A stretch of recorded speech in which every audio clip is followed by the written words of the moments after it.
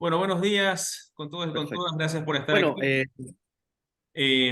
Vamos a dar inicio a este evento organizado por el profesor Luis Eduardo Franco en su cátedra de Democracia, Ciudadanía y Globalización, y donde he invitado también al profesor Luis Sánchez para hablar acerca de democracia y de sus críticos en respecto a cómo se está llevando en la actualidad. Luis, por favor, adelante con la presentación. El tiempo ya es tuyo.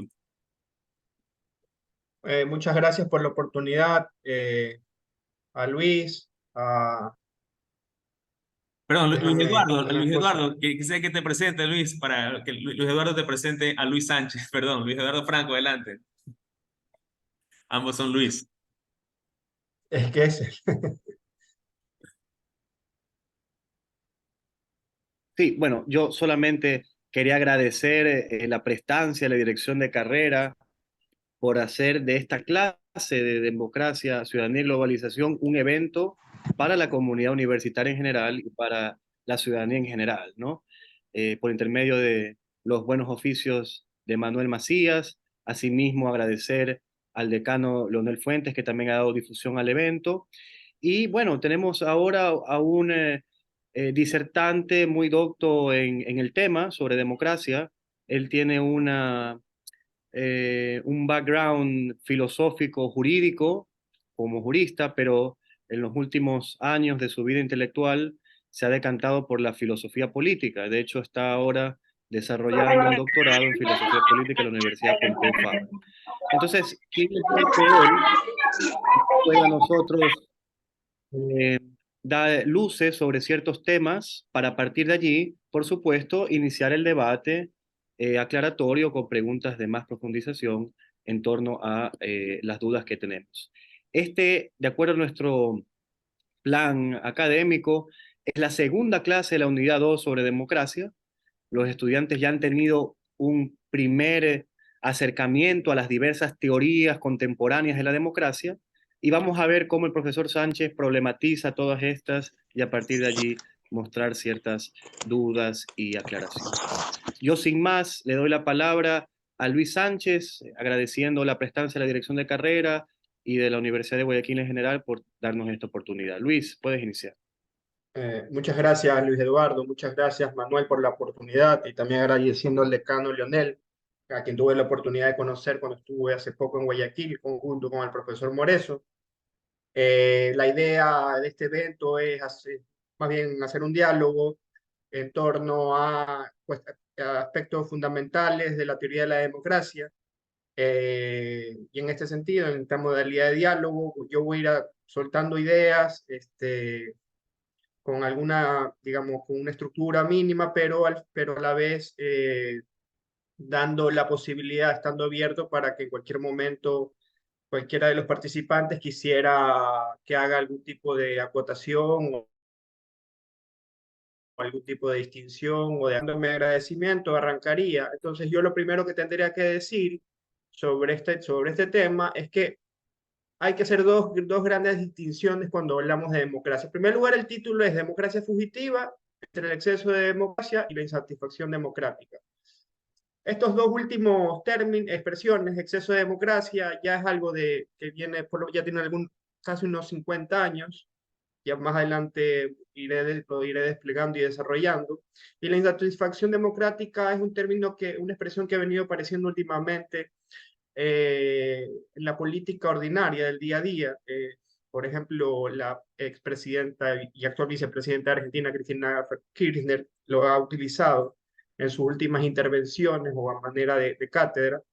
Y democracia fugitiva es un término, una expresión acuñada por un, un filósofo político, Sheldon Walling, que tiene una obra que se llama, es un compendio de papers que se llama así, Democracia Fugitiva. También tiene otra obra muy importante que se llama Democracy Incorporated, que la traducción sería Democracia S.A., como Democracia Sociedad Anónima, y el subtítulo es Un totalitarismo invertido. Esto también lo iré, digamos, iré desplegando más concreciones sobre estas ideas en abstracto.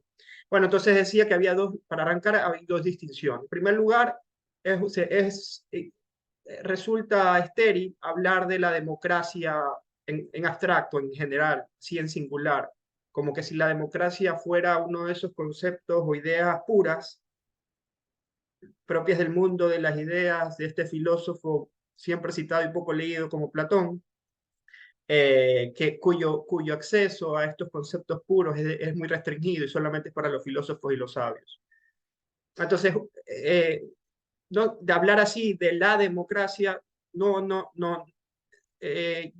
lleva a es problemático y realmente no resuelve, sino que complica las cosas. De hecho, su discípulo y posteriormente Aristóteles aterriza y llena un poco establece determinaciones sociales a esta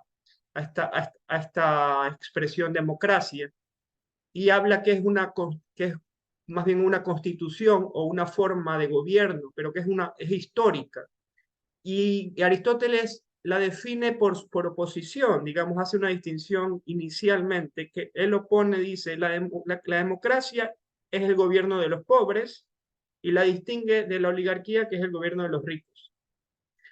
Entonces, la palabra democracia, demos, tiene que ver con los pobres libres de Grecia y cracia tiene que ver con poder violento. Entonces, ahí viene la expresión democracia. Aristóteles hace una distinción más, profundiza más en la distinción y distingue entre 4 categorías o grupos o colectivos que conforman a los pobres libres, al demos. Entonces él por un lado distingue a los pequeños campesinos, a los pequeños artesanos y pequeños comerciantes y a los pobres, a los libres asalariados, es decir, a los esclavos a tiempo parcial. Es decir, a quienes tenían que vivir por sus manos, digamos, quienes tenían que vender su tiempo parcialmente para sobrevivir. Y entonces, cuando el gobierno era ejercido, cuando la democracia, el componente el componente que ejercía la autoridad era mayoritariamente de los asalariados, esa era la definición que dio Aristóteles de democracia radical, radical de raíz, porque ahí era donde se veía expresamente que los asalariados, como no tenían nada más que hacer, se dedicaban a participar en las asambleas populares o en los tribunales populares. A lo largo de la historia de la democracia, la famosa democracia ática, con los diferentes líderes, arrancando desde Solón, pasando por Efialtes, Aspasia, el mismo Pericles, se fueron introduciendo reformas tendientes a que haya mayor participación de los pobres libres, del demos. Entonces, en esta primera distinción por un lado, se tiene que decir que la democracia es un concepto histórico, es una forma de gobierno concreta que se distingue de otra. Y en este sentido, para Aristóteles era importante el quién es el que ejerce el gobierno. Si eran los pobres, democracia; si eran los ricos, oligarquía. Y la cuestión numérica de si eran mayorías o minorías es una cuestión accesoria, no esencial para Aristóteles. Y esto es como una distinción adicional. Tampoco es válido hablar de mayorías y minorías en abstracto. Uno diría que como es un grupo minoritario, entonces quiere decir que es un grupo vulnerable, y como es un grupo mayoritario, es un grupo potencialmente tiránico. Eso tampoco es acertado, hablarlo así en abstracto, porque hay minorías que son sumamente poderosas, digamos el 1%, los multimillonarios, frente a mayorías que están completamente empobrecidas.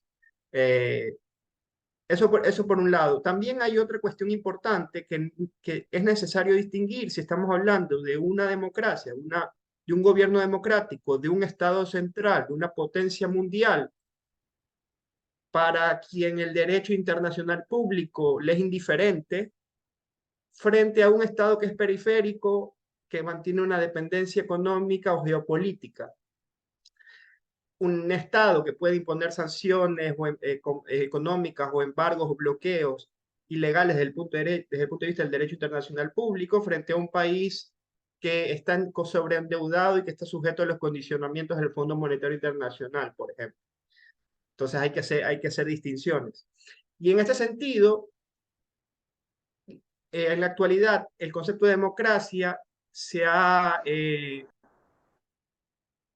ha perdido esta distinción aristotélica, y entonces ahora tenemos que hay democracias que son ejercidas por los agentes sociales más poderosos, cuya fuente de poder no está en el respaldo popular, sino más bien en su fortuna, en su riqueza. Y hay otras democracias que son ejercidas por dirigentes que son populares y cuyo mandato es dependiente de conservar o mantener el respaldo popular. Cuando este tipo de gobernantes dejan el poder público, el poder del gobierno, ya no cuentan con una fuente de poder distinta porque su poder no estaba en la riqueza. Porque hay otra distinción que hizo el liberal Constante en el siglo XIX, diciendo que frente al poder financiero, ningún poder de gobierno tiene ninguna posibilidad de imponerse. Y esto es una distinción importante porque ahora pasamos a la segunda distinción importante. Democracia como un sistema de gobierno que ha sido naturalizado a fines del siglo XIX como que si fuera equivalente a parlamentarismo.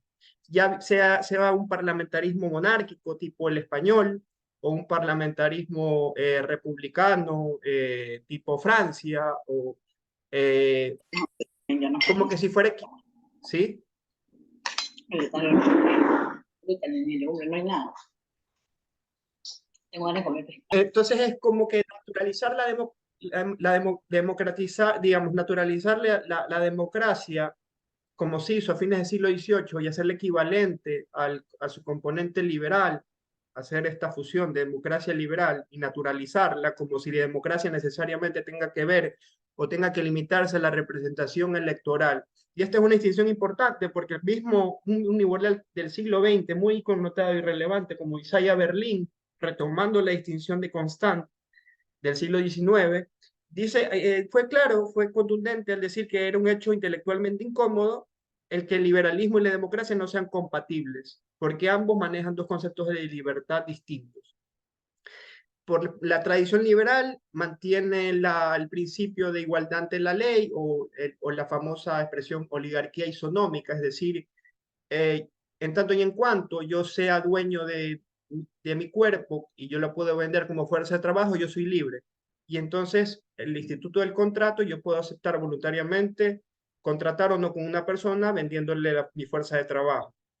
Y por otra parte, las libertades negativas que están garantizadas dentro de un espacio social apropiado privadamente. Es decir, la propiedad privada protegida de acuerdo al concepto de propiedad del juez Blackstone, del common law, como un ejercicio despótico, exclusivo y excluyente de un espacio, de un espacio social.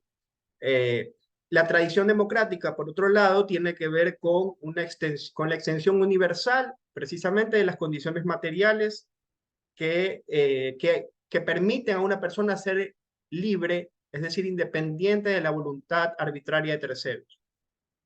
Otra filósofa política estadounidense, Ellen Maxine Woods, da cuenta también de este antagonismo. Por otra parte, otro intelectual norteamericano, estamos a todos dentro de la tradición, digamos, mainstream, ¿no? No nos estamos saliendo del ámbito de las universidades estadounidenses. La democracia liberal, según Chomsky, sirve para mantener a raya a lo que Guy Standing llama precariado, las clases sociales empobrecidas o los plebeyos. Entonces, y por otra parte, dentro de la primera distinción, me faltó dar hacer otra acotación. No es lo mismo una democracia donde el poder judicial está estructurado para que sea completamente independiente de la voluntad electoral, indistintamente de que mantenga lazos de dependencia con los intereses económicos corporativos de los agentes sociales más poderosos, de la banca, de las finanzas, del sector agroexportador, de las mineras, de las multinacionales, etc.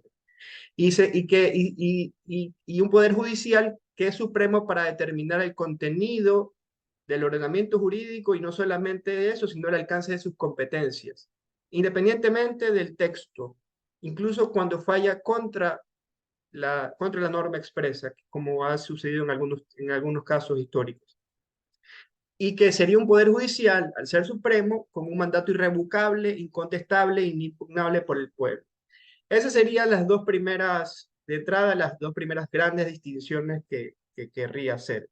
Entonces, ahora volviendo a la cuestión de la democracia fugitiva como tal, democracia fugitiva, lo fugitivo tiene que ver con lo temporal, con experiencias plebeyas que sucedieron en algún tiempo, justamente experiencias donde la mayoría empobrecida logró acceder al poder. El quién era lo importante. Entonces, por ejemplo, democracia fugitiva también puede ser sinónimo de experiencia o república plebeya. Hay el concepto de experiencia plebeya es de otro autor norteamericano, Martin Brough, o república plebeya de la chilena Camila Vergara, democracia maquiavélica de otro profesor estadounidense, John McCormick, o de un constitucionalismo antioligárquico o democracia de oportunidades de un par de constitucionalistas norteamericanos, Fishkins y Forbath. Algo que está en el mainstream académico, o sea, no, ya insisto con esto, son alternativas a la visión predominante de los últimos 50 años, que más adelante veremos. Entonces, en este tipo de la democracia fugitiva importa el quién, si es el demos, la plebe, los empobrecidos, los ciudadanos de segunda categoría. Y la democracia es un proceso de construcción de hegemonía, y esta hegemonía, otro concepto, este sí es un concepto más de la tradición crítica, como un proceso de construcción de hegemonía cuando de alianzas, de articulación de diferencias, de sacrificar ciertos intereses económico-corporativos para construir poder y lograr hegemonizarse. No solamente aquí también hay, hay, hay un problema cuando se habla de los medios de comunicación hegemónicos. No, los medios de comunicación son monopólicos. La hegemonía es la famosa expresión de Maquiavelo, es la combinación entre la zorra y el león. Es decir, es la fase del consenso, pero es un consenso acorazado de coerción, de violencia. Entonces hay clases que son dirigentes, porque se hacen hegemónicas, que no necesitan de acudir necesariamente a la violencia en todo momento, sino que hacen de su interés particular, lo hacen pasar como que si se tratara del interés general, como el sentido común. Y aquí en esta visión de la democracia como una experiencia plebeya, la política es de día como doxa, como sentido común, por oposición a un entendimiento de la política como un episteme, como un saber experto. Y uno se pregunta, como la frónesis, como la prudencia, si la prudencia tiene como fuente la expertise, el dominio técnico, el saber experto, o si al contrario, la frónesis es el resultado del vivir en comunión, del compartir y de tener la capacidad para reflexionar colectiva e individualmente sobre los intereses de la comunidad, del colectivo. Entonces, en esta instancia, digamos, o en este concepto de democracia fugitiva, es importante, importa el quién, como vimos, seguimos en la estela aristotélica. Importa o bien el quién gobierna, pero a esa concepción se le opone el cómo. Si la democracia es una forma de gobiernos regida por una modalidad técnico-jurídica, y ese sería el constitucionalismo liberal, como una democracia donde ya no importa a quién gobierna, sino cómo gobierna.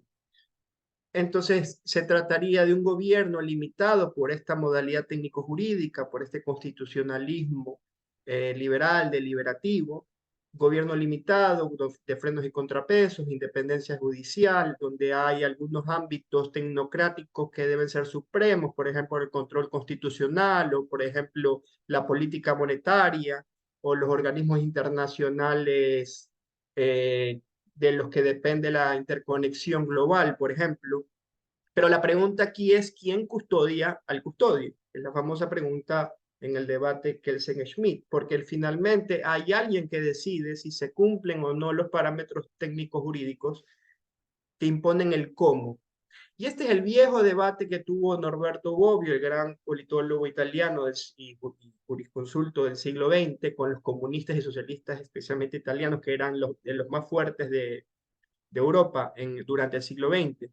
Y Bobbio abogaba por el cómo frente a los comunistas y socialistas que identificaban a la democracia como la dictadura del proletariado, como el gobierno hegemonizado por el proletariado, por el precariado, por los empobrecidos. Bobbio se pasó discutiendo con los críticos, con los comunistas, en este ámbito. Y entonces, digamos, esta sería la dimensión fugitiva de la democracia. Se trata de momentos que han aparecido a lo largo de la historia. Por ejemplo, pensemos en la famosa conquista de la Carta Magna de 1215. Todo el mundo habla de la conquista que tuvieron los nobles frente a la monarquía, pero detrás de eso hubo revueltas populares que lograron en 1217 la Carta de los Bosques, es decir, el aprovechamiento comunal de los bienes de dominio público, bosques, ríos, etc. También en momentos de revueltas, por ejemplo, en la República Romana, Maquiavelo destacaba muchísimo en su obra sobre la primera década de Tito Livio. Destacó que el conflicto como la garantía de la libertad de la República Romana con el tribunal plebeyo, generando tensiones con el Senado, y estas tensiones eran la fuente o la garantía de la libertad que tenía el pueblo frente a los patricios, digamos, a la clase adinerada. Entonces, bueno, acá ya habíamos dicho que el tema del exceso de democracia fue una expresión que se empleó justamente para dar cuenta o para resistir uno de estos momentos de experiencias plebeyas. ¿Cuál fue un momento de experiencia plebeya en el siglo XX?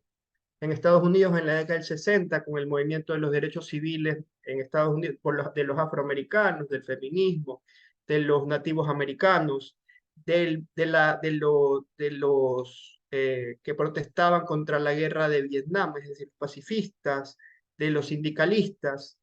En la década del 60 y la década del 70 fue una época muy turbulenta, incluso emergieron las panteras negras en Estados Unidos, y entonces se armó la famosa Comisión Trilateral. Y allí el exponente norteamericano Samuel Huntington, en su informe, habla del exceso de democracia, que cuando las demandas populares desbordan las instituciones, la institucionalidad democrática como tal se pone en riesgo. Y entonces, frente a este exceso de democracia, hubo dos respuestas posibles.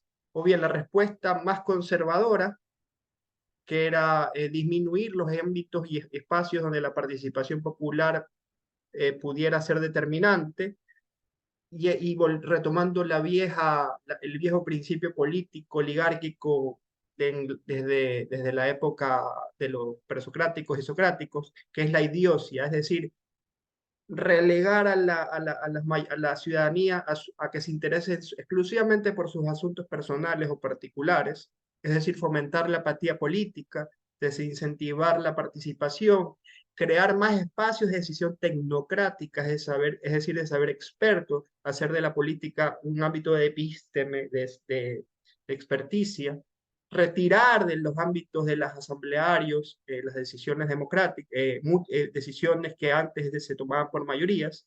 Esta fue la salida conservadora, pero también hubo una salida más, digamos, liberal, igualitaria. Y en esta salida conservadora, el constitucionalismo se colapsó con la ideología liberal del gobierno limitado por derechos que protegían las libertades negativas ejercidas dentro de la propiedad privada. Esta es una expresión de Jeremy Waldron como crítica a esta visión del constitucionalismo como ideología liberal. Y aquí hay un caso muy interesante que fue el fallo en la famosa corte de la era Lochner, en Lochner contra Nueva York. Había un voto disidente del juez Holmes que decía que la Constitución norteamericana no se comprometía con ningún tipo de economía política, ni con el libre mercado laissez-faire, ni con el proteccionismo e intervencionismo. En esta estela conservadoras comienzan a surgir desde la corporación RAND, que es una ONG adscrita a la Agencia Central de Inteligencia de Estados Unidos, a la CIA, de la teoría de elección racional para cuestiones militares, en principio. Esta corporación RAND volvió a salir a la palestra pública en el 2019 a propósito de la invasión, perdón, en el 2022 a propósito de la invasión Rusia a Ucrania, porque ellos habían sacado un informe militar estratégico que daba cuenta de los pasos a seguir para hacer precisamente lo que Rusia hizo, que invada. Ese informe es información pública y uno puede bajar informe de la corporación RAND, Rusia-Ucrania, y sale del 2019. Bajo esta estela surgió la corriente teórica de la elección racional. Se modeló desde la base, utilizando los instrumentos de la microeconomía, de cómo actuaría un individuo racional que es autointeresado y que busca maximizar sus fines. Cómo deberían ser pensadas las diferentes interacciones colectivas. Y aquí emergieron el tema de la teoría de los juegos para la aplicación de las relaciones sociales. Cómo obtener los mayores beneficios en ausencia de cooperación. Una de las vertientes de la elección racional fue la public choice, o la elección pública de Patrick Buchanan, un conservador libertario que se dedicó toda su vida gran parte de su obra teórica, a establecer a trasladar el ámbito de la elección racional a los temas de decisión pública y de cómo lograr, asumiendo que tanto los gobernantes o los agentes o los actores políticos, si el individuo es racional en el espacio de la sociedad civil, también lo sería el actor político en el ámbito estatal. Por tanto, había que emplear todos los mecanismos o los diseños institucionales para frenar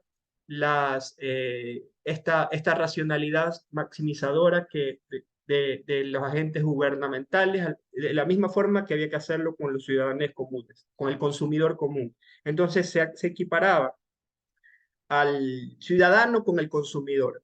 Entonces, la elección pública es importante porque desde esta corriente se construyó y se pensó un constitucionalismo dispensado para imposibilitar o para dificultar por todos los medios la transformación social. Y entonces, por ejemplo, la elección pública se implementó en el diseño constitucional chileno de la constitución que se quiere reformar, de Pinochet de 1980, pero también influyó en la constitución de Fujimori luego de haber que dio el golpe de Estado en 1992, la constitución 93 de Fujimori. Y entonces, y es interesante y se vuelve relevante porque uno se da cuenta, por ejemplo, que en Perú en los últimos tiempos ha habido como 5 presidentes, pero ha habido un solo presidente del Banco Central, ¿no? Entonces, entonces aquí viene la cuestión, se trata de establecer vetos cruzados, frenos y contrapesos a las diferentes instancias gubernamentales. ¿Para qué? Para mantener un status quo que se asume como valioso, independientemente de cómo se haya efectuado la redistribución de la riqueza o cómo se distribuye la riqueza socialmente producida, es decir, el modo de producción. Independientemente de eso, se asume como válido un orden de cosas dado, y entonces ese orden de cosas dado lo que se busca es protegerlo a través de mecanismos institucionales. Y el public choice o la elección pública es una de estas herramientas. Y esto, por ejemplo, y esto tiene que ver mucho con la tendencia judicialista contemporánea, con el famoso neoconstitucionalismo, pensar en empoderar a los jueces por encima de los legisladores o darle la última palabra a los jueces o que el constitucionalismo puede invadir todas las esferas de la vida pública.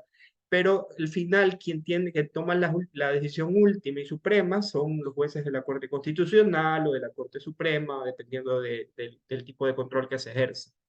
Entonces, estamos hablando de que es el año 75, estamos hablando de la Constitución del 80, estamos hablando de los 90, en el 89 se había profetizado el fin de la historia, Clinton hablaba de la democracia de mercado, y bueno, y nos damos cuenta de cómo ha ido la historia, ¿no?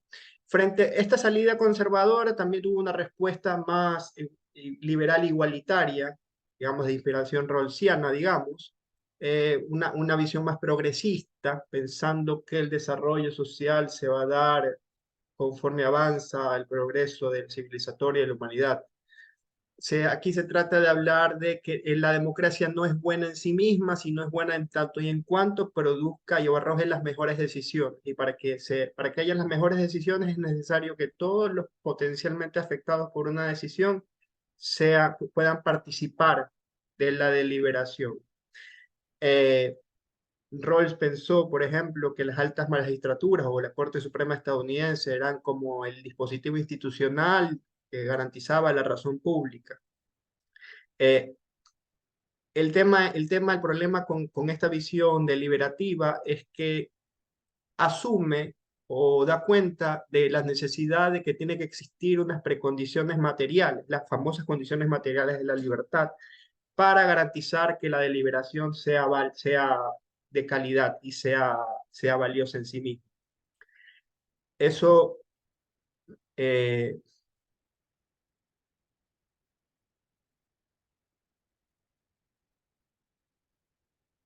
no sé cómo estamos de tiempo. Bien, bien, bien. O sea, creo que está súper bien todavía el desarrollo de la idea. Así que sigamos. Estoy escuchando atentamente y anotando Bueno, todas las preguntas. Bueno, gracias. Entonces, bueno, aquí pasaba con el tema de la insatisfacción democrática ante lo sucedido, por ejemplo, bueno, ya con el tema de los 80, las crisis de las deudas, los 90. Entonces, ahora hay una manifestación de insatisfacción democrática. Entonces uno se pregunta, la gente, ¿por qué está insatisfecha? ¿Qué es lo que pasa con las democracias contemporáneas que no logran resolver los problemas de la gente? Y entonces uno se da cuenta de que eh, la democracia liberal se dice que se garantiza a través de la división de poderes, la independencia judicial y la alternancia en el poder. Pero el problema es que hay una alternancia sin alternativa, porque los gobiernos o son neoliberales gradualistas o neoliberales del shock. Pero si un país es dependiente y está sumamente endeudado, no tiene la independencia económica o la seguridad política suficiente para tomar sus propias decisiones. Y por tanto, tiene que adoptar de alguna manera lo que en su momento Rodolfo Walsh llamó el programa económico de la miseria planificada, o Robespierre la economía política tiránica en relación con la fisiocracia. Y entonces en estos 10 puntos del Consenso de Washington, sintetizados así unilateralmente como el famoso ajuste estructural, donde lo privado se impone sobre lo público, etcétera. Y, y a la vez, cuando suceden alguna de estas experiencias plebeyas, fugitivas de democracia, cuando aparece una dirigencia popular que va en contra de los factores reales de poder, también una categoría también desarrollada por Ferdinand Lassalle, el padre de la socialdemocracia alemana, eh, los bancos, las iglesias, los militares, etcétera, las multinacionales, cuando se está ante estas manifestaciones de experiencias plebeyas y se logra hacer algún cambio real en la vida de la gente, de las mayorías sociales, ha aparecido la emergencia de esta otra categoría política, jurídica, que se llama lawfare o la guerra judicial o la judicialización de la política popular. Eh, y entonces, y aquí es cuando, ¿qué pasa? ¿Cuál sería, digamos, más allá de la persecución político-judicial y mediática que sufren los dirigentes populares? ¿Cuál es la otra consecuencia que tiene el lawfare o la judicialización de la política democrática? que desincentiva al funcionariado, a la estatalidad o a la democracia, el funcionariado desincentiva a tomar medidas en contra del poder real o de los poderes fácticos. Entonces, la insatisfacción democrática tiene que ver con que, a pesar de que uno elige diferentes candidatos en diferentes tiempos, parece que la realidad social no cambia. Y la pregunta, y esta es otra pregunta desde un inicio, eh, se puede se puede radicalizar la democracia sin transformar la sociedad. Es decir, una democracia, como llamaba Marx, puramente política, es suficiente para modificar las relaciones sociales, las relaciones materiales, las relaciones de producción. Y esa es la gran pregunta, y ahí viene y ahí tiene que ver con la insatisfacción. Entonces, ahora hay mucha gente que está adoptando, está decidiendo, bueno, si entre el uno y el otro, entonces aparecen los famosos outsiders, los famosos antisistemas, que vienen a proponer romper todo, pero para traernos ideas viejas, y esos serían los famosos mal llamados populismos de derechas con los que estamos. La insatisfacción democrática genera estos monstruos, estos Bolsonaro, los Trump, los Milley, los Abascal, eh, y bueno, yo creo que ahí lo dejaría, digamos, ya tocamos el tema de democracia fugitiva, exceso de democracia, insatisfacción democrática, no sé si tienen algo que... Ahí me quedaría por el momento. Gracias, Luis, por tu intervención bastante erudita respecto al recorrido de de la democracia y del quién, el cómo y los distintos modelos. A mí me parece, o sea, una cosa con lo que estaba pensando, ¿no? En términos de no sé si es democracia fugitiva, democracia secuestrada también, respecto a la idea de la alternancia sin alternativas. Es decir, en los momentos actuales, tú, digamos, planteabas básicamente que hay un modelo neoliberal moderado o radical, quizás, ¿no? Esas son como que al final de cuentas las alternativas que existen. Pero en un contexto geopolítico como, digamos, como el que tenemos, eh,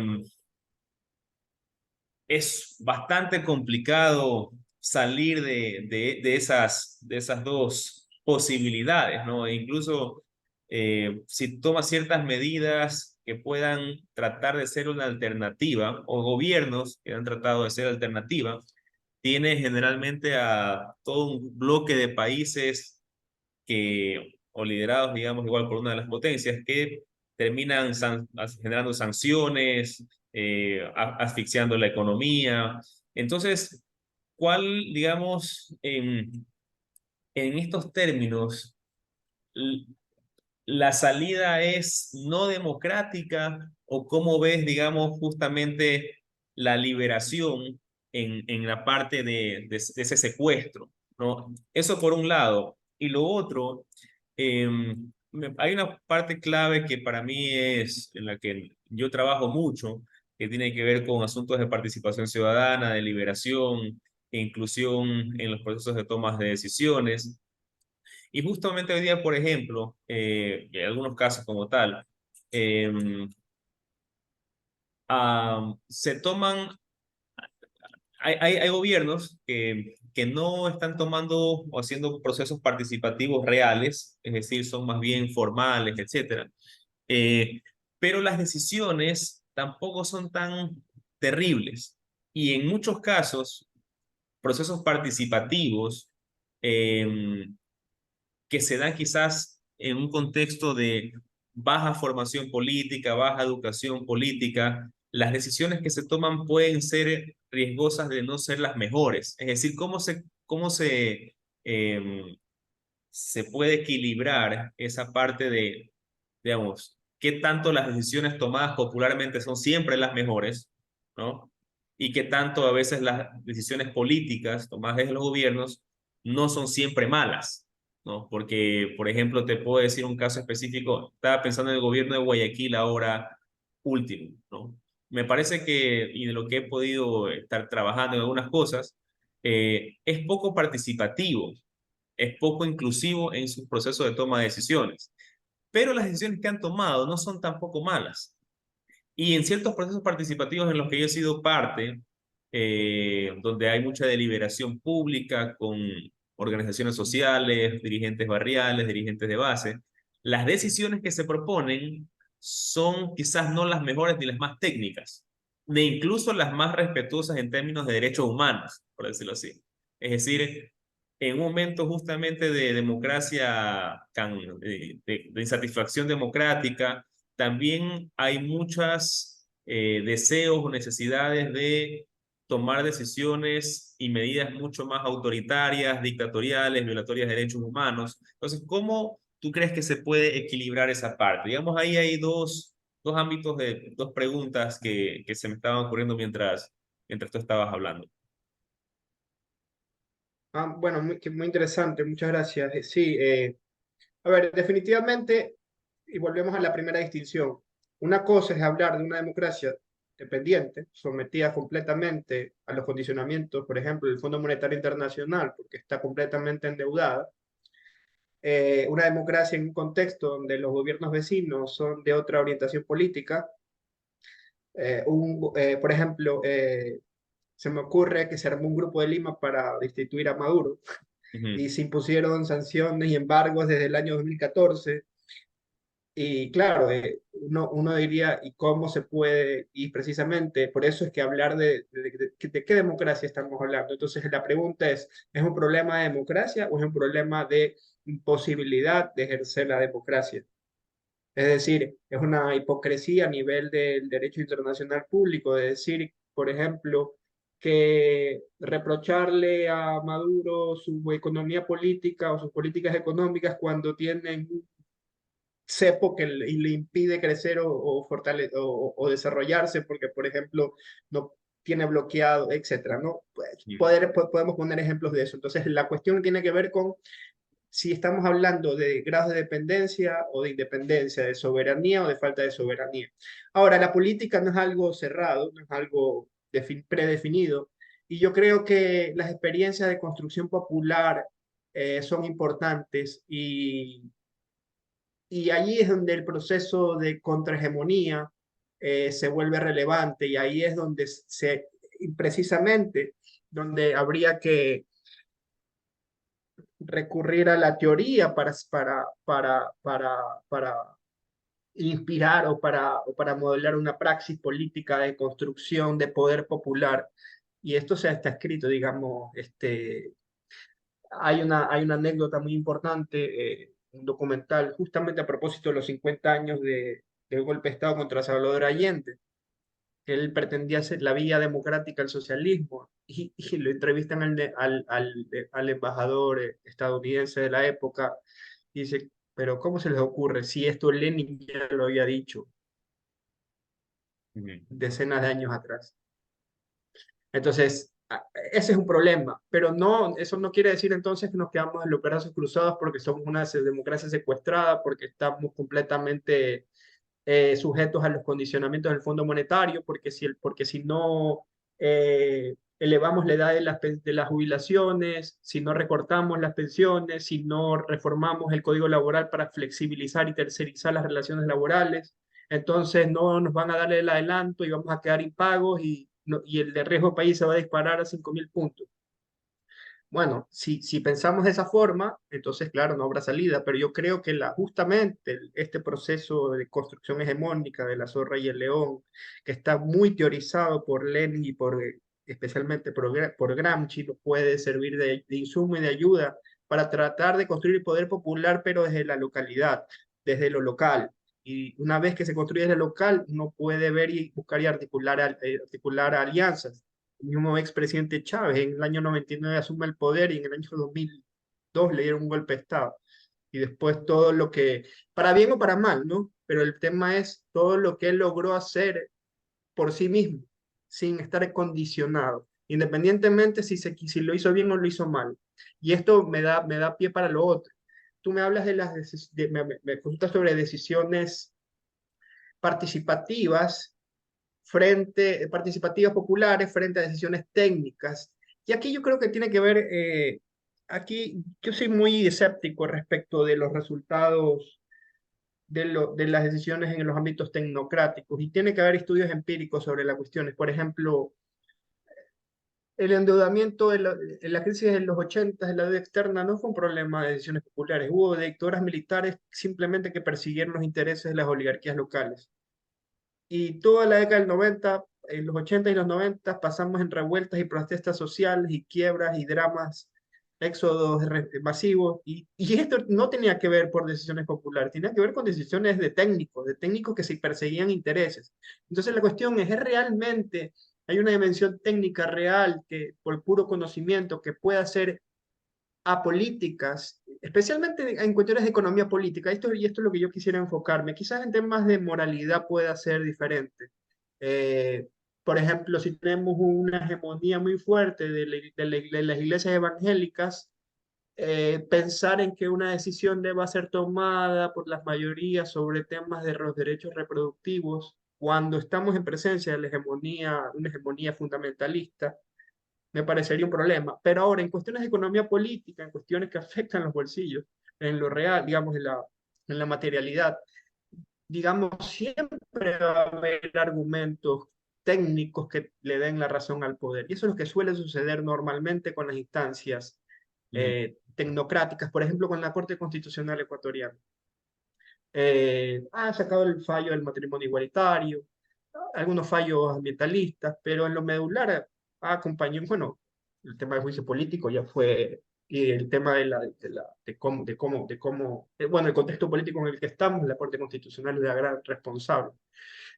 Y yo no digo ni para bien ni para mal, simplemente que ha sido un actor político muy importante. Y la cuestión es, y lo que tiene que ver con el tema de la participación popular, especialmente si pensamos que estamos hablando de contextos democráticos, porque si no fuera democracia, lo llamamos como lo que es, una mera oligarquía electiva, que es otra expresión que utilizan Vergara o otros autores norteamericanos. Si decimos que estamos, entonces aquí no tiene que ver tanto con el resultado, sino con la legitimidad. Me pusiste el tema de Guayaquil como ejemplo, como un ejemplo exitoso de decisiones tecnocráticas. Y la verdad es que yo no tengo mucho conocimiento, pero yo también, pero sí he visto enfoques críticos y, por ejemplo, en temas de planificación urbanística. No sé si es el ejemplo de un diseño urbanístico ejemplar. Y eso es que tuvieron una hegemonía de 30 años para hacer y deshacer como les dio la gana. Quizás en alguna decisión acotada y puntual, barrial, habría habido alguna decisión concreta que haya sido adoptada contra la razón, contra algo así como la razón, contra la racionalidad. Pero aquí viene el tema, la racionalidad a corto plazo, mediano, largo plazo. Entonces yo creo que Guayaquil en general, durante los 30 años de la gestión que tuvo el Partido Conservador Ecuatoriano, me parece que es un ejemplo de una mala planificación urbanística a largo plazo. Quizás tenemos un bonito aeropuerto, bueno, un malecón No, no, 2000, pero no sé qué, claro, o sea, yo te mencionaba sobre del la base de gobierno la nuevo, seguridad, sobre la... realmente. ¿Sí? No estaba haciendo, digamos, la crítica todavía respecto a lo de los 30 años de Bot, que ahí sí yo estoy, o podemos estar más de acuerdo en esas partes. Estaba pensando más bien justamente en estos municipios nuevos que acaban de asumir, en el caso de nuevo de Aquiles Álvarez, que Se me está cortando. déjame, ¿ahí me escuchas? Me- me- me- Sí, sí, sí. Voy a apagar el video porque creo que eso molesta un poco, pero voy a hablarlo igual. Digo que no estaba en desacuerdo contigo o no estoy en desacuerdo contigo respecto al tema de los 30 años del municipio del Partido Social Cristiano, sino más bien estaba enfocándome en el gobierno actual, en el de Aquiles Álvarez, que se han venido tomando algunas decisiones específicas en los pocos 5 meses que se han dado. Eh, versus un proceso de participación popular que no ha existido como tal, ¿no? Entonces, pero no tanto era una crítica o catalogando de exitoso lo hecho 30 años previos, ¿no? Eso quería puntualizar. Ahora, una cosa que me parece, bueno, si hay preguntas, por favor, los que están acá pueden escribirlas por el chat o alzar la mano para hacerlas. Una cosa que claro, me parece que es importante, que tú has mencionado, tiene que ver con lo de la construcción del poder popular, ¿no? Pero hay una cosa que quizás se acerca a lo que tú mencionabas respecto a la oligarquía electiva, ¿no?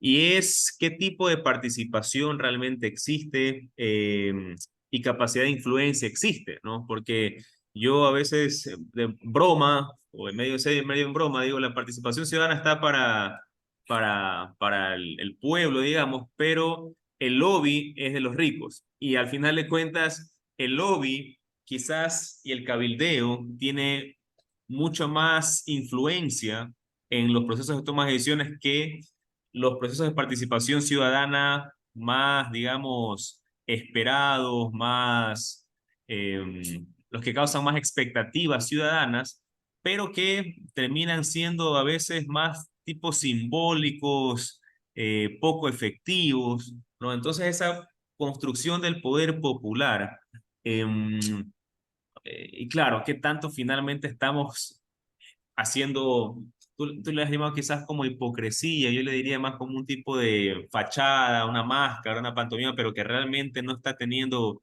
resultados reales porque no está en los circuitos de toma de decisiones, sino que las decisiones se siguen tomando por unas élites en el poder en el momento. Sí, yo te puse el caso de la municipalidad social cristiana como un ejemplo de decisión tecnocrática precisamente porque era eso, porque ahí lo que a mí nos era decisión popular. Claro. Pero te lo traigo, te lo traje como un contraargumento para decir, me imaginaba que me estabas hablando de temas más concretos y puntuales contemporáneos, pero yo diría que esto es susceptible de hacer levantamiento de estudio empírico y decir, bueno, en cuántas decisiones que hubo participación popular se actuó bien o se actuó mal. Porque otra de las cuestiones que hablar en abstracto de que normalmente el pueblo, bueno, porque claro, son los viejos prejuicios oligárquicos de construir, más que hay Sheldon Golding es una de las personas que afirma que el pensamiento político occidental se escribió como respuesta o reacción a la democracia ática. Es decir, todo el argumentario de la filosofía política es básicamente antidemocrático y se construye sobre la base de los prejuicios elitistas de la irracionalidad del pobre, digamos, mucha parofobia, del vicio, del que tiene que vivir por sus manos, el que es dependiente, etcétera, ¿no? Entonces, siempre va a estar ese prejuicio respecto de que a mayor participación, que la mayor participación popular en la toma de decisiones sobre temas concretos colectivos no necesariamente tiene que ser mejor racionalmente desde el punto de vista medio fines que la tecnocrática. Quizás no, pero hay que hacerle estudio. El tema es que sí es la legítima desde el punto de vista democrático, Claro. desde el punto de vista donde se supone que el principio de soberanía popular cuenta para algo. Ahora, por ejemplo, tú me dices el tema de los lobbies, cuando los lobbies o algún grupo sectorial, por ejemplo, los estudiantes o los maestros los médicos del ámbito público. Por ejemplo, el Public Choice o la Rational Choice equipara tanto a los lobbies como a el sindicalismo y a estos grupos sectoriales. Los llama como grupos de interés. Entonces, todo grupo de interés lo que buscará es sacar la mayor tajada al menor costo, maximizar sus intereses independientemente si es en perjuicio de la mayoría. Es decir, es una cuestión de teoría de los juegos. Entonces, por ejemplo, y este es un caso histórico de Estados Unidos, la 14ª enmienda que fue impuesta por las tropas del general Grant a los estados del sur de Estados Unidos, decía, era para garantizar las 10 primeras enmiendas que eran los derechos en Estados Unidos, era derechos oponibles al gobierno federal. Esta 14ª enmienda dice que esos derechos van a ser oponibles también a los estados, especialmente a los estados sureños, para favorecer al colectivo de afroamericanos. Y sin embargo, hay estudios empíricos, hasta, por ejemplo, esto entró en vigencia, habrá entrado en vigencia en 1870 y pico, lo que sea. Y hasta mediados del siglo XX, el 90% de los casos donde se aplicó la 14ª enmienda era para favorecer a las corporaciones, a las personas jurídicas, y Ujú. no al grupo de afroamericanos. Es decir, y esta es una cuestión que tiene que ver con una cuestión una cuestión ideológica en el mal sentido, porque la palabra ideología también, el término ideología, el concepto ideología, no solamente tiene el uso de peyorativo de realidad invertida, que fue el que le dio Marx en su momento, pero que luego, pero que luego lo desarrolló de otra forma y que Lenin y Gramsci le dieron otra connotación.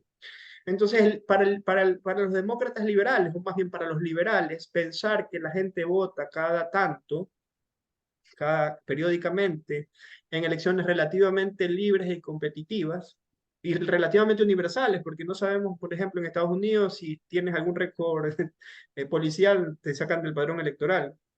En Ecuador no sabemos quiénes participan. Bueno, basta que haya un sufragio relativamente universal bajo elecciones supuestamente competitivas, y ya sabemos que las redes sociales no están reguladas, que se supone que la publicidad oficial está regulada, pero no está regulada en absoluto, y esto lo hemos vivido en los 2 últimos años en Ecuador, pero expresivamente.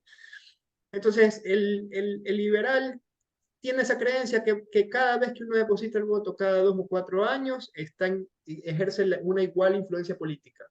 Entonces, la teoría de, por ejemplo, hay una famosa obra de un teórico, eh, un constitucionalista argentino, Sebastián Linares, que tiene la obra que se llama Democracia Participativa Epistémica.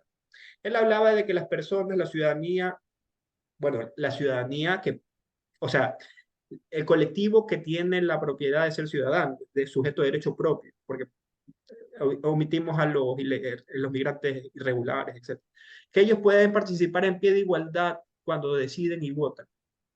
Bueno, eso es una cuestión ideológica, eso es una realidad invertida, digamos, una creencia, una realidad invertida, digamos. Todos sabemos que en las votaciones una cosa es digamos, una cosa es que yo pueda votar cada 4 años y otra cosa es que yo tenga el número, que yo sea el dueño que yo sea el gerente general del principal medio de comunicación privado y que trabaje como secretario de comunicación, Ujú. teniendo contratos contra el Estado y con impunidad porque puedo seguirlo siendo. Ahora te leí que iba a ser hasta homenajeado, condecorado. Otra cosa es, digamos, tener el número de teléfono de la persona, el responsable que me adjudica la contratación pública de X y Z y que pueda hablar con él, o que pueda hablar directamente con el presidente de la República.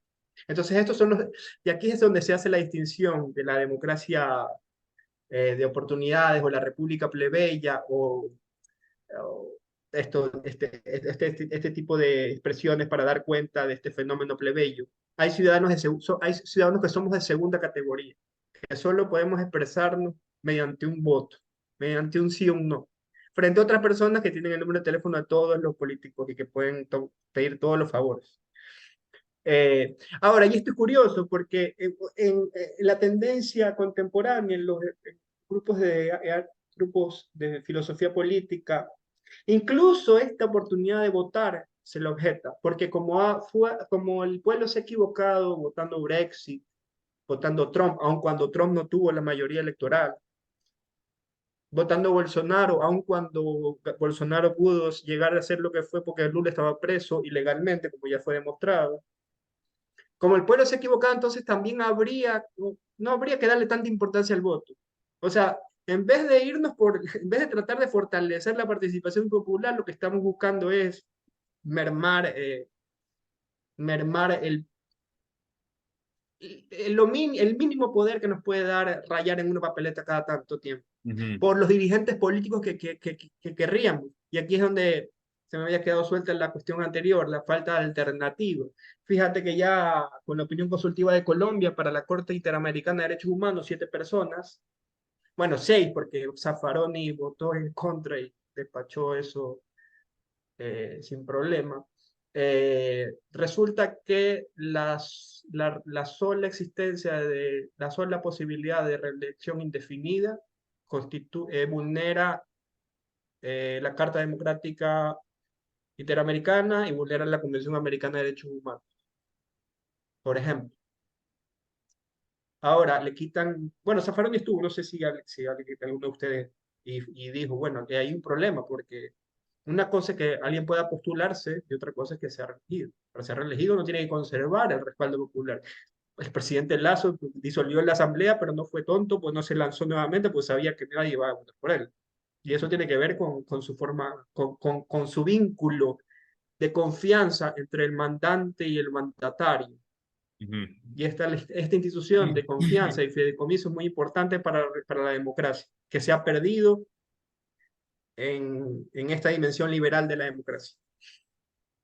Gracias, Luis. Tenemos una pregunta de Cristi López. Cristi, adelante. Sí, buenos días. Estaba hablando acerca de democracia fugitiva y habló acerca de dos aspectos de que importa el quién gobierna y el cómo lo hacen, pero no me quedé en claro porque se le cortó, no sé si fue usted o a mí, acerca de esas dos formas y explicar un poquito más acerca de democracia fugitiva, que fue la que habló entre democracia fugitiva y democracia secuestrada, la que más me llamó la atención.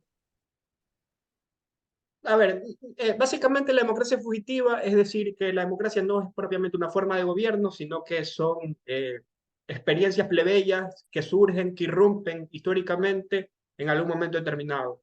Por ejemplo, en el proceso constituyente ecuatoriano, que también es objeto de crítica de los demoliberales contemporáneos, que hubo participación en la consulta popular, en la asamblea, en la elección de la asamblea constituyente, en referendo, y hubo una movilización popular bastante interesante. Uno puede decir que allí hubo una manifestación de democracia fugitiva. Fue temporal, hubo un flujo y después hubo un reflujo. Por ejemplo, hablábamos en la década de los 60 y 70, o el famoso Caracazo en Venezuela, o el famoso que se vayan todos en Argentina, o el famoso el movimiento de los indignados en España, o el movimiento Occupy en Wall Street. Son momentos donde la ciudadanía ocupa las calles y participa. Y entonces eso es lo fugitivo, lo temporal de ese momento. No como un régimen que está pertrechado y que está allí y que va a perdurar siempre, sino que van a haber momentos de mayor democracia, momentos de menor. Y respecto de quién y el cómo, le voy a pasar al profesor Franco para que les envíe como material. Hay un artículo en respuesta en este famoso debate Norberto Bobbio que defendía que él decía que la democracia iliberal era un oxímoron. La democracia solamente podía ser liberal porque los derechos liberales eran consustanciales o son fundamentales para que haya democracia. Entonces él decía que la democracia no importaba quién gobierne, sino cómo se gobernaba. Entonces él argumentó muchísimo y de hecho su discípulo Ferraioli es uno de los teóricos, los constitucionalistas más importantes que ha escrito toda una obra, Principia Juris, sobre la forma técnico-jurídica del constitucionalismo democrático. Entonces hay una obra de la Volpe eh, que le responde a Norberto Bobbio en representación, digamos, dando cuenta de que en realidad el liberalismo y la democracia son incompatibles y que lo único y el régimen que sí era compatible con la democracia era el socialismo bajo la hegemonía del proletariado, la dictadura del proletariado, sobre la base de la inspiración de Rousseau y haciendo la crítica a los liberales del siglo XIX. Entonces, en este artículo, que sería bueno que lo circulen, se desarrolla bien esta distinción entre el quién gobierna. Para Aristóteles, la constitución, la forma de gobierno estaba determinada por el que gobernaba, y para los liberales es cómo se gobierna, independientemente de quién gobierna, sea rico, pobre, sea el Fondo Monetario, sea la OTAN, sea el Departamento de Estado, la Embajada o la Corte Constitucional. Es independiente con tanto y en cuanto se garanticen los principios del rule of law interpretados por no se sabe quién. Eso. Gracias, Luis. Yo creo que dentro de toda esa parte puede ser, me parece, que existía alguna confusión quizás entre estudiantes respecto al fugitivo de como que huye como delincuente y el fugitivo como fugaz, ¿no? Entonces, por eso me parecía que había una quizás confusión. Y claro, Exactamente, sí tú puede te ser. refieres más bien a lo fugaz, a esos momentos fugaces de la democracia en ciertas coyunturas o algo así, ¿no? Sí, sí, sí, sí, seguro que sí, Mm. sí, eso tiene. Sí, lo jugás más que lo fugitivo. Denise Barragán tiene una pregunta también. Adelante, Denise. Bien, buenos días y gracias por su tiempo para contribuir a nuestra educación.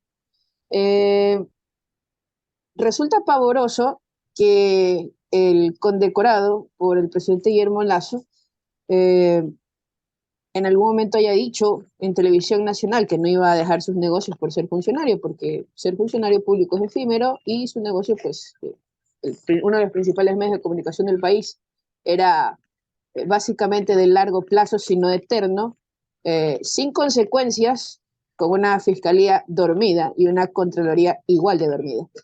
Entonces, eso me lleva, esa idea que se hiló hace un rato, me lleva a pensar tal vez en acciones concretas. Estamos en el primer semestre y estamos recién andando todos como niños en un andador, entonces es un poco más difícil poder tal vez pensar en cosas como qué acciones concretas podrían evitar luego que el funcionariado de este país se viera frenado de hacer lo que corresponde dentro de sus funciones, dentro del marco de la Constitución y la ley, para poder cumplir con sus actividades de tal manera de que éstas vayan en beneficio de todos o de las mayorías, tal y como está o debería estar estructurado el Estado. ¿Cómo hacer entonces que el lawfare, que se ha vuelto casi que una regla en vez de una excepción, de hecho ni siquiera debería existir, cómo hacer para evitar que se termine de institucionalizar? Porque básicamente así es como lo percibo yo, tal vez esté equivocada. Eh, ¿Cómo evitar la institucionalización del lawfare de aquellos que una vez que pierden el poder en esos momentos de democracia fugitiva, luego empiecen a ser sistemáticamente perseguidos hasta ser bloqueados? Tal vez en acciones en concreto, ¿cómo se vería eso? Eso es una pregunta. Y la otra, eso casa adentro. Casa afuera, ¿qué debería pasar, o asimismo, qué acciones deberían pasar para que en el caso de que un Estado se muestre divergente a tal vez la forma de pensamiento de las potencias, ¿no? Eviten finalmente terminen siendo víctimas del cargamontón a través de bloqueos y etcétera, que pueden practicar estas potencias y sus bloques a los países que resultan de pensamiento o de acciones que vayan en contra de esos intereses que o ellos gobiernan, ellos comandan o son de su exclusivo, único y exclusivo interés. ¿Cómo se verían en acciones esas dos cuestiones, casa adentro y casa afuera?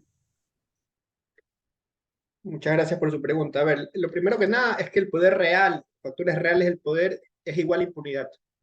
Entonces, esta persona en concreto, él temporalmente ocupará alguna responsabilidad pública, pero su poder no deviene de, de, del mandato que le haya impuesto un cargo de elección popular como el presidente. Su poder deviene de su riqueza, de su fortuna, de sus relaciones sociales. Y la impunidad es una consecuencia. De hecho, hay otra categoría que no la mencioné que se llama corrupción sistémica y la profesora chilena Camila Vergara tiene una obra, ya creo que está traducida y creo que se la puede bajar por internet, que se llama corrupción sistémica.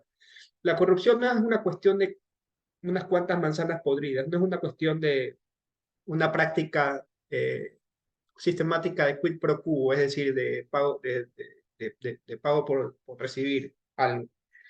La corrupción sistémica tiene que ver con hacer pasar el interés particular como si se tratara el interés general. Hacer pasar a una decisión que debería ser democrática, adoptada por todos, una decisión que que aparenta que ha sido adoptada por todos, que es democrática, que sirve para beneficiar al interés de la oligarquía. Por ejemplo, la exoneración del impuesto a la herencia. Sí, supongo que es una decisión democrática, pero el único que le beneficiaba era el presidente de la República.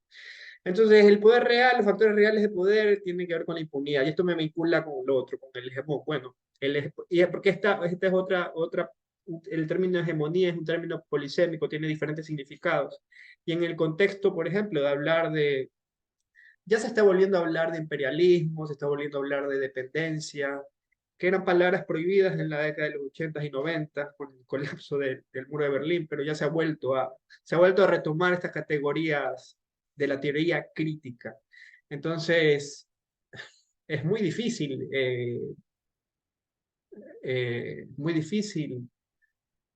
cuando, cuando, por ejemplo, ya la jefa del Comando Sur ya dijo que los recursos naturales del litio y el gas eran de ellos y nadie la tocaba eso. Digamos, el litio de Bolivia, de Argentina, etc. Elon Musk declaró en Twitter que sí, que prácticamente se había hecho un golpe de Estado para beneficiar sus intereses económicos en el litio. ¿Y cuál era el problema? Acéptenlo, asuman. Y esto tiene que ver con una obra de Sheldon Walling que hablaba, se llama La democracia incorporada o la democracia sociedad anónima, el totalitarismo invertido, que es cuando se utiliza el poder público para imponer intereses económicos corporativos, o sea, de forma totalitaria. Es el totalitarismo invertido, es decir, entrar, hacer imponer el interés particular a todo el mundo, como si fuera el Estado, como si fuera el gran hermano. Entonces, por ejemplo, un caso de totalitarismo invertido sería en el golpe de Estado contra Jacobo Arbenz en Guatemala, por ejemplo. Para perseguir, impulsar los intereses de la United Fruit, se destituyó un presidente democrático. Se utilizó el aparato, el complejo industrial militar del que habló Eisenhower para impulsar los intereses particulares de una compañía multinacional. Es decir, se impuso todo. Entonces, todo el poder público está al servicio del poder privado. Y eso es lo que vemos con el caso de los multimillonarios, de las redes sociales y las grandes corporaciones multinacionales que tienen derecho a tener una jurisdicción privativa para ellos en los ámbitos internacionales, para litigar contra los estados. Traen a los estados a su propia jurisdicción. Entonces, se está insertando un pensamiento único a través, en primer lugar, de los medios monopólicos de comunicación o de incomunicación, la fabricación de consenso, como diría Chomsky, pero por medio del Estado, por medio del poder del Estado. Cuando los billonarios cooptan el Estado, el caso de Trump, el caso de Biden, el caso de los Clinton, independientemente de quién gobierne, por lo menos en esa comunidad política, entonces tenemos este problema, este doble problema del hegemón y de la hegemonía, ¿no? Ahora, ¿qué hacer, por ejemplo? Yo creo que la constitución ecuatoriana vigente, todavía vigente, al menos en los aspectos que todavía no han sido reformados, puede ser una hoja de ruta que seguir. La constitución mantiene la revocabilidad de los mandatos. Ahora, tenemos un Consejo Nacional Electoral que sabemos cómo es, pero hay revocabilidad. Estaba el órgano híbrido, este Consejo de Participación Ciudadana, y es curioso porque la institucionalidad híbrida o el constitucionalismo híbrido es una de las tendencias que la teoría plebeya de la democracia que ha emergido para hacer frente a las teorías más epistocráticas o deliberativas. No es casual que haya sido justamente el Consejo de Participación Ciudadana el órgano más atacado, más vilipendiado por el poder real en el Ecuador. Le han hecho de todo. Crearon un transitorio con poderes supraconstitucionales, competencias extraordinarias convalidadas, que le cambiaron su forma de acceso, su composición, para que ya no sea por mérito, sino de elección popular. Cuando hubo elección popular y ganaron unos, los destituyeron inmediatamente, después ganaron otros y acaban de destituir al presidente actual. No por casualidad, es justamente el órgano que fue consultado ahora, plebiscitado para ver si se lo eliminaba o no, con un dictamen de procedimiento de la Corte Constitucional cuando se supone que era parte de la estructura fundamental del Estado, era una de las funciones, el órgano principal de una de las 5 funciones del Estado, y sin embargo por vía enmienda se lo iba a eliminar. Con la convalidación de la afamada Corte Constitucional tecnocrática y muy académica. Entonces, yo creo que la Constitución, la experiencia constituyente ecuatoriana, está en la memoria, y esa es otra de las particularidades de las experiencias plebeyas que habla Bro, que no es que, no, que son infrecuentes en la historia, pero que dejan huellas y dejan marcas. Y yo creería que hay una generación, varias generaciones que nacieron con un proceso de empoderamiento, para bien o para mal, luego del feriado bancario, luego de la dolarización, del éxodo masivo, luego de la destitución de presidentes, vulnerando cualquier tipo de institucionalidad. Hubo un proceso donde donde el movimiento indígena fue incorporado como nunca antes, donde hubo experiencias de participación ciudadana interesantes. Y yo creo que la Constitución puede servir de guía, de hoja de ruta. Ahora, es verdad que también incurrimos, en Montecristi se incurrió en el error de adoptar el enfoque del public choice. Esa es mi teoría, con vetos cruzados y crear este monstruo de que es la Corte Constitucional, que ni siquiera es sujeta de juicio político. Para destituir a uno de los magistrados tiene que haber aprobación del Pleno. Es más o menos una autodepuración que nunca... Entonces, yo creería que eso ha sido un gran error. Y el gran error, obviamente, de darle la posibilidad al presidente de disolver la Asamblea días antes de votar su destitución por corrupción. ¿Qué se puede?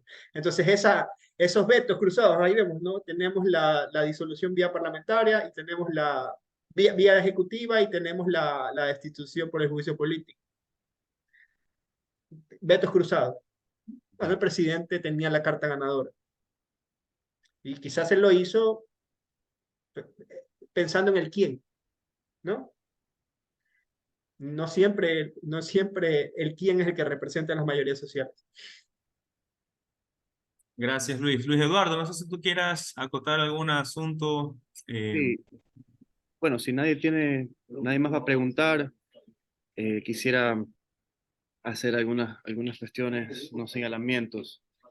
Eh, sí, bueno, primero un comentario, ¿no? Yo estoy de acuerdo digamos, con la parte propositiva de la exposición, digamos, yo creo en esos hechos que suscitan un tanto las polémicas que acarrean crisis de la democracia, que los autores liberales hablan, por ejemplo, de la crisis de democracia representativa. ¿M? Y yo sí quisiera hacer un comentario, a ver qué opinión tienes al respecto, porque parece que también estamos, digamos, idealizando que en efecto, al parecer, una determinada tendencia que en sus inicios podría ser popular, llega a hegemonizarse en poder, pero que esto no suscita problemas, es decir, que el principio de representatividad sí opera en estos movimientos populares, cuando en la práctica hemos visto que también hay contradicción entre la representación popular, por ejemplo, en el caso ecuatoriano, por ejemplo, en 2007, cuando el presidente Correa empieza con una demanda medioambientalista, por ejemplo, y que luego en el gobierno también genera tensiones y que de alguna forma cierto sector que se consideraba de izquierda, que pensó a, que iba, digamos, a satisfacer esa demanda popular, etcétera,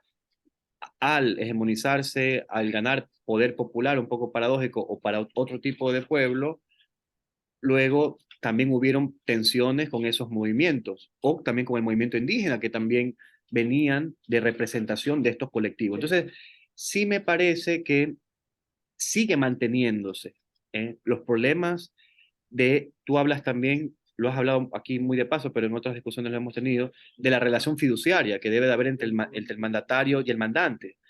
Pero al final, yo lo que quiero ver y exponer es que tanto en la tendencia derecha es más evidente esto, ¿no? Porque responden a los intereses privados, etcétera. Hemos hablado, yo estoy de acuerdo con eso. Pero también dentro de las tendencias populares hay esta fricción, ¿no? O sea, primero, ¿qué opinión tienes tú al respecto? Que en efecto, no sé si estás de acuerdo con ese comentario. Y lo segundo, por hacer un tanto defensa del liberalismo para, digamos, contrariarte un poco, a ver qué opinión puedes, digamos, responder, es, bueno, una de las principales ventajas del proceso de asimilación natural, por ejemplo, en Bobbio, y no solo en Bobbio, en autores como Rawls, la obra del liberalismo político, que es la condición necesaria para la democracia, según estos autores liberales, es justamente los dos ingredientes que nos oferta el liberalismo en primera instancia, el surgimiento del constitucionalismo, entendido como un proceso en el cual se reconocen derechos individuales frente al Estado o frente, ya más modernamente, frente a grupos de poder que no pueden ser vulnerados. Y lo segundo es la judicialización de estos instrumentos en un tipo de justicia constitucional. Dígase, por ejemplo, revisión judicial en los Estados Unidos, tal como fue ideada. Por lo que tú has expuesto, tú estás en contra de la revisión judicial porque es un mecanismo contramayoritario. Y esto es así, o sea, los propios autores defensores de la revisión judicial lo han dicho explícitamente, que esto es un mecanismo contramayoritario porque parten del supuesto de que las mayorías, digamos, un poco de polofobia, de que son mayorías irracionales, que van a acabar con el establishment, van a acabar con todo e incluso contra sus propios intereses. Entonces, al final, me parece que el sistema de revisión judicial en el constitucionalismo moderno, que es implementado del sistema americano en todos los países latinoamericanos, ¿cómo salir de ese sistema si consideramos que es un sistema contramayoritario? ¿Quién debe ser el garante último de la Constitución, de esos principios y valores que ha profesado el liberalismo? Volvemos digamos, a los problemas teóricos entre Kelsen y Schmitt. O sea, ¿quién es el garante último de la Constitución? ¿El Parlamento? ¿La democracia parlamentaria, representativa? Pero aquí otra vez volvemos al primer elemento, es decir, considerar que siempre, que va a existir siempre esta representación cuando llegue un gobierno aparentemente democrático o popular, ¿no? Cuando en realidad, a mi concepto, la experiencia histórica atestigua de que siempre va a haber una relación de tensión. ¿M? En el caso de los gobiernos de derecha es más, digamos, más evidente, pero va a existir esta tensión. Y cómo, en el caso de que tú elijas, por ejemplo, un tipo de revisión a la francesa, que sería una revisión constitucional al interior de una cámara, pero una vez promulgada la ley ya no hay un tipo de revisión, ¿cómo operaría este control? Si es dentro del Parlamento o ya no hay control constitucional para garantizar estos derechos individuales que el liberalismo asume que son condición necesaria para las experiencias democráticas. ¿Eso qué impresión te da? A ver, sí, bueno, a ver, lo medular está apuntando, digamos, y creo que las dos cosas están bastante entrecruzadas.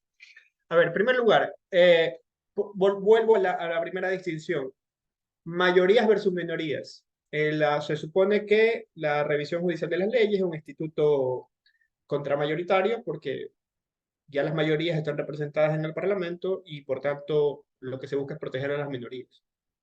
Ahora, en primer lugar, la información empírica de la historia de la revisión judicial de las leyes de Estados Unidos, salvo por la excepcionalidad de la presidencia de Earl Warren, que el famoso caso Brown, toda la vida ha fallado en contra de justamente de las minorías vulnerables. De hecho, la 14ª enmienda iba a ser aplicada también para los negocios privados en los diferentes estados, y en los Civil Rights Cases de 1883, la Corte Suprema de Justicia invalidó la legislación federal. La 14ª enmienda decía que el Congreso Federal tenía la potestad para darle desarrollo y aplicación a la 14ª enmienda y eliminar la discriminación racial. En ese caso, la Corte Suprema invalidó la potestad del Congreso Federal para imponer que los negocios privados también tengan el deber de no discriminar, es decir, que tengan la prohibición de discriminación. Después vino Plessy versus Ferguson y dijo que separados pero iguales era una doctrina válida según la 14ª enmienda. Y vinieron, hay muchos fallos, y después viene el tema de estos son con el tema de las famosas minorías, ¿no? ¿Qué minorías y qué mayorías? Porque yo diría que hay minorías que son mucho más poderosas, el famoso poder real. Por ejemplo, el presidente Lasso sale el día de mañana del Parlamento, podrá irse a donde sea, salvo que se encuentre algún tipo de vínculo de negocio jurídico raro en Estados Unidos en sus inversiones inmobiliarias. Aquí en Ecuador no le va a pasar nada y si le pasara algo, él tuviera su vida asegurada por otros lados. Y tampoco creería que pase nada. Porque eso demuestra, la impunidad del poder demuestra eso. Es decir, hay minorías que son más poderosas que las mayorías. Que la democracia necesita derechos liberales. Es que los derechos liberales, el famoso Edén de los derechos naturales del liberalismo, como decía Marx, es la fantasía del propietario, del emprendedor propietario blanco europeo o noroccidental. Entonces, la democracia siempre, a ver, en primer lugar, ¿quién se opuso a los derechos laborales? ¿Quién se opuso al voto, al sufragio femenino? ¿Quién se opuso al sufragio al reconocimiento político como sujeto de derecho propio de las minorías vulnerables? Los liberales, no los demócratas. La democracia es precisamente la extensión. Otra expresión de democracia o otra definición de democracia es la extensión universal de los famosos derechos, la libertad de asociación. Cuando los sindicalistas se organizaban, se juntaban, justamente fue la masacre de Heimark, a propósito de la celebración del 1 de mayo. Es decir, no se reconocían, los liberales no reconocían el derecho a asociarse a los trabajadores frente al empleador, porque se iba en contra del negocio, de los derechos liberales, del propietario. Entonces, esa idea es histórica, la idea de que el liberalismo, de que los derechos fueron una inspiración liberal o que el constitucionalismo tiene una inspiración liberal, eso es una falsedad. El constitucionalismo, desde Aristóteles, viene estudiándose en las constituciones. Y las constituciones se vienen haciendo pactos, se vienen haciendo cartas de derechos, mucho antes de que la tradición liberal exista como tal, asumiendo que la tradición como tal surge como reacción a la Revolución Francesa y especialmente en el siglo XIX. Pero bueno, eso sería otro tópico, qué es ser liberal y qué es no ser liberal. Pero en todo caso, efectivamente, la democracia requiere que haya ciertos derechos, pero el liberalismo como tradición no fue precisamente la más la más tendiente a extender universalmente los derechos. Como dice la historia, como cuenta el relato, la historia política. Y esto tiene que ver precisamente con la revisión judicial de las leyes. Es un órgano contramayoritario, no, es un órgano contrapopular más que contramayoritario. Como el acceso restringido, en primer lugar, el acceso restringido a la revisión judicial, a la Corte Suprema, es notorio. Hay que tener mucho respaldo y soporte económico para llegar arriba. Y cuando se llega arriba, bueno, ya sabemos que, salvo el paréntesis que dijimos de la Corte Warren, normalmente la revisión judicial está para representar o impulsar los intereses económicos corporativos de los agentes sociales poderosos.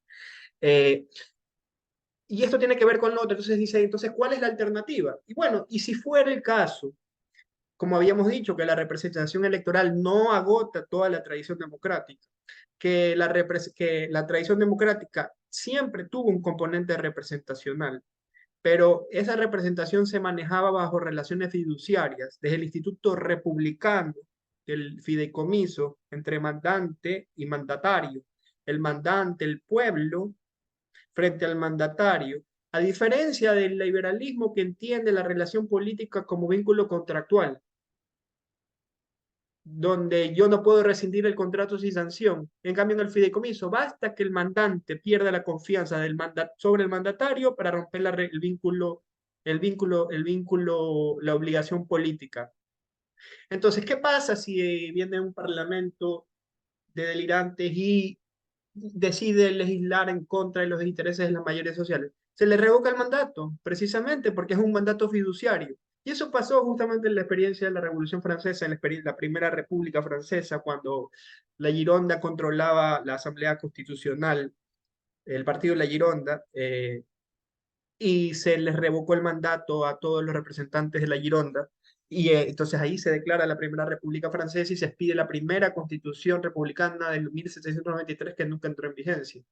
Entonces, una Después de se las primeras atribuye, recomendaciones es mejorar las instituciones de revocatoria del mandato a nivel local y a nivel eh, central. pero eso es irse contra la corriente académica, digamos, No, no, porque justamente porque estamos en una corriente muy, digamos, donde se colapsa el constitucionalismo liberal con la democracia. Porque volvemos, porque la obligación política del liberalismo es el contrato. Y el contrato se cumple, y si se incumple tienes que pagar una sanción. El fideicomiso no. El fideicomiso, el mandante mantiene el poder para disolver la relación, rescindir la relación. Entonces, yo confiaría más en los mecanismos de revocatoria de mandatos, de contestación de los mandatos, de impugnación de los mandatos, que trasladar, que sacar, retirar de la sede de la política, de la sede de la política popular a una sede tecnocrática, donde no sabemos qué representa qué intereses representa a quién, por ejemplo, 9 personas, 9 ciudadanos expertos académicos y lo que sea, no sabemos quién está detrás de ellos, frente a personas que dependen de la confianza popular. Esa sería la cuestión. Y por ejemplo, no sé si Zaffaroni mencionó esto cuando estuvo en Guayaquil a propósito del seminario de Lofer, pero dice que en Bolivia no hay proceso de Lofer porque en Bolivia el Tribunal Constitucional Plurinacional es de elección popular, pero no estoy seguro, no estaría seguro de eso, si es que es de elección popular. En todo caso, eh, pudiera pensarse en elección, al menos, en primer lugar, hay una dimensión completamente técnica que debería ser completamente retirada de la política, que es la decisión de verificar si los hechos, bueno, incluso en Estados Unidos el tema de los jurados, verificar si los hechos se dieron o no se dieron, es una cuestión del jurado, y la cuestión de la aplicación del derecho corresponde a un juez, en temas penales, en temas concretos, específicos, sí.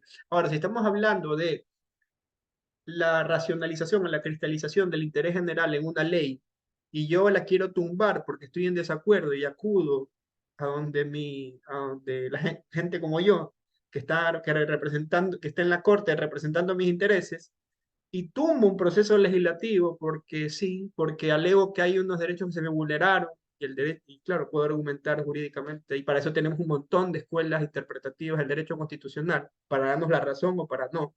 Entonces, ahí sí me pareciera que pudiéramos pensar que habrían instancias, especialmente en las cuestiones políticas. Precisamente el Tribunal de Casación en Francia fue como tenían esa herencia monárquica, ese tufo a monarquía del Poder Judicial, ese origen feudal, dijeron no, en cuestiones de la validez jurídica de las normas, vamos a crear un tribunal de casación, por fuera del tribunal, del Poder Judicial. Y en principio ese fue el origen. Ese fue el origen. Es decir, no estábamos hablando de un órgano propiamente judicial, digamos, eran con plazo que se vencían, digamos, eran temporales, tenían competencias específicas para determinadas cuestiones y podían decir, su competencia estaba demasiado acotada.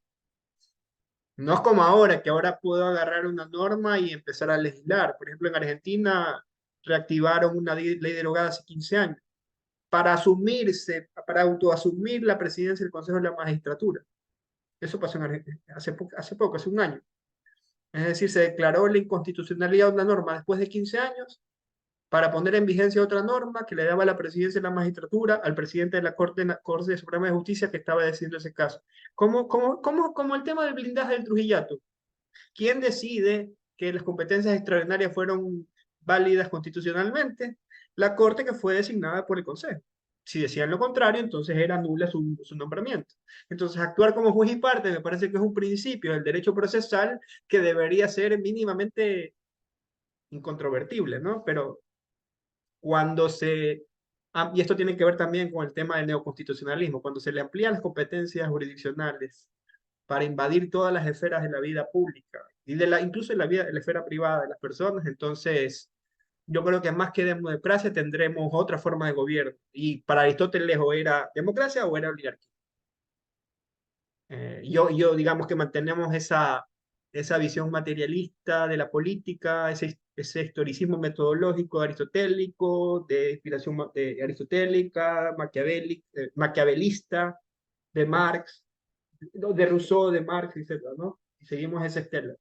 Que se ha perdido con, con la inspiración del individualismo metodológico, por ejemplo.